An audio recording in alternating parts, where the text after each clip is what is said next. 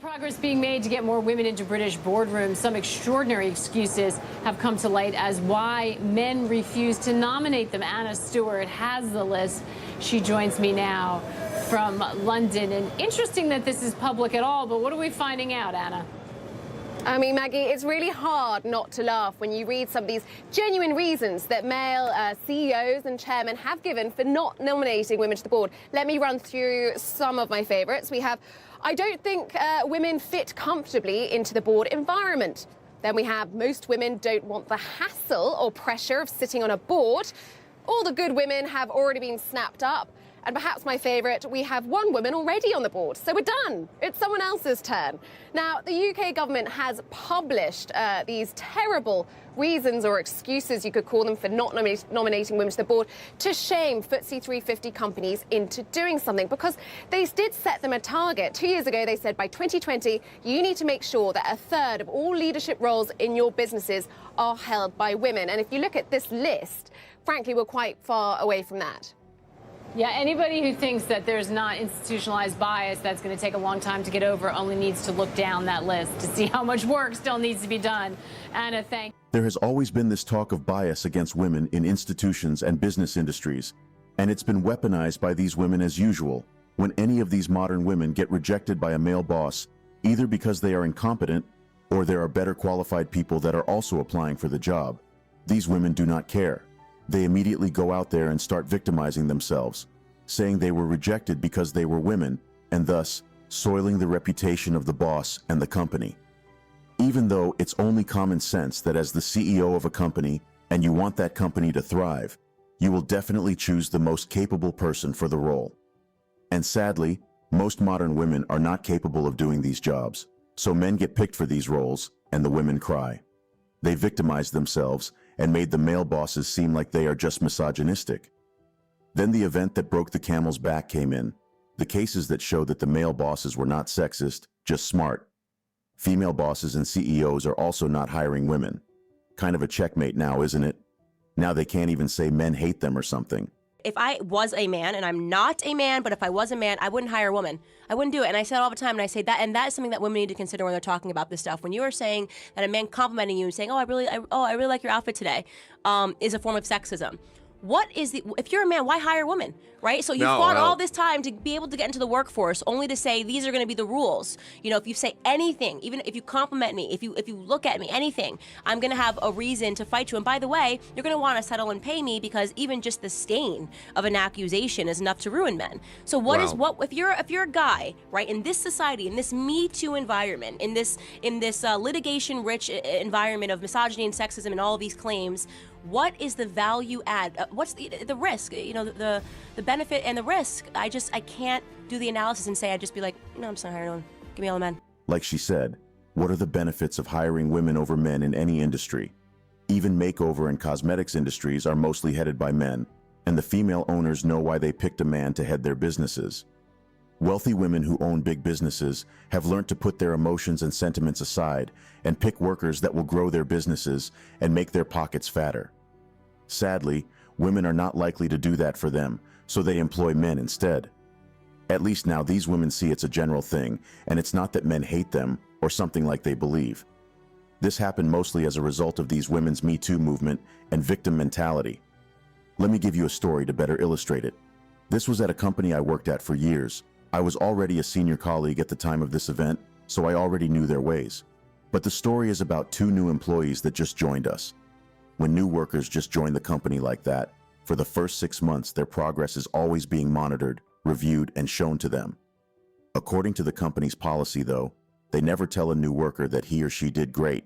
They tell them it's just the barest minimum, and they need to really improve in the next month if they plan to keep on working with the company. It happened to me when I just joined too. All of the workers there went through the same process. So these two new workers were told the same thing after their first month, even though they were both a bit excellent. In fact, the guy had the best sales ever for any junior colleague in his department, but he was not allowed to know how much he did, just that it wasn't enough, and he had to sit up. The girl did really well too, but she was told it also wasn't enough, and she had to do better if she was to continue working with the company. Now this is where things got really interesting. The lady knew she did her best. I'm sure the guy also knew he did well, but after the review, he went back and sat up, and even worked harder and did better. Imagine the company not keeping a worker like that. Definitely not possible. For the lady, she was dejected, and she grumbled about how badly the company treated her because she was new and she is a woman. The two new workers were called for review at different times, so they didn't know that they were told the same thing. She started spreading dissent, talking about how she is sure that the guy wasn't told to sit up or lose the job. She even went as far as saying she was just fighting a war she had already lost from the start, that maybe the company needed just one new employee and they were going to pick the guy because he is a man. See the difference? One sat up and made the company more money. The other sat back and basked in victimizing herself and seeking sympathy from other workers. The board took note of all these and called them both into the boardroom at the end of 3 months and were told everything, just like every other worker like myself was told.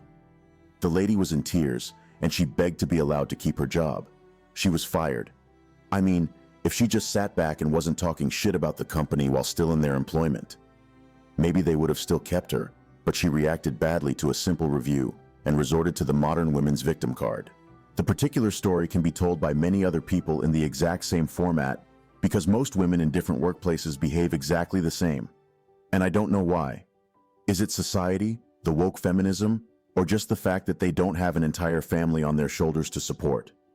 Because I'm sure if you tell a man who has a wife, 3 kids, and extended family members depending on him to sit up within a month or get fired, I'm sure he would try his possible best to improve. Maybe that's just the difference, because most of these modern women with men, or should I say simps, randomly sending them money for being beautiful, or just for replying to their DMs and shit like that, they won't value a paying job. So maybe that's just the big difference.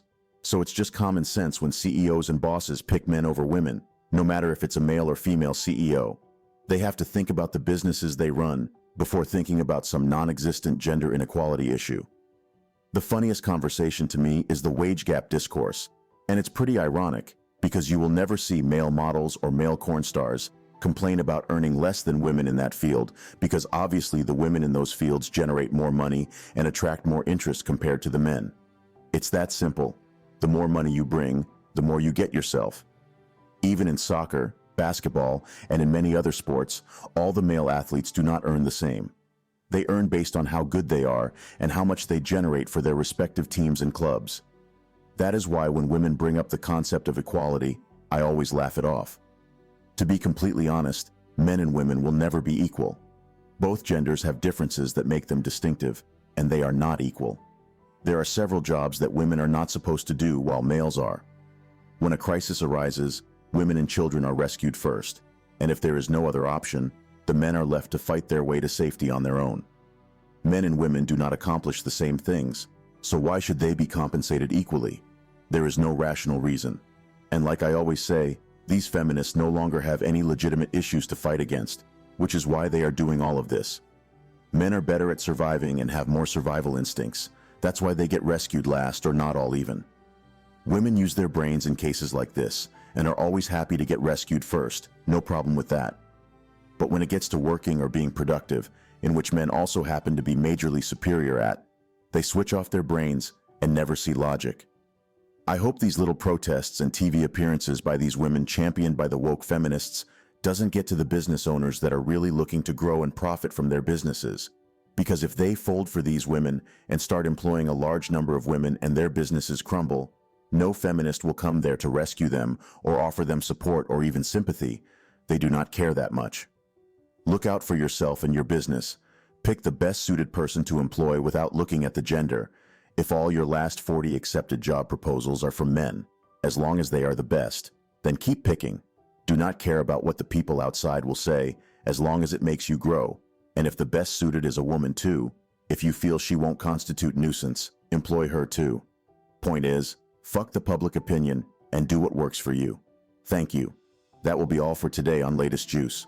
Don't forget to smash the like and subscribe buttons, and also click the notification bell so you can be the first to know when I drop a new video.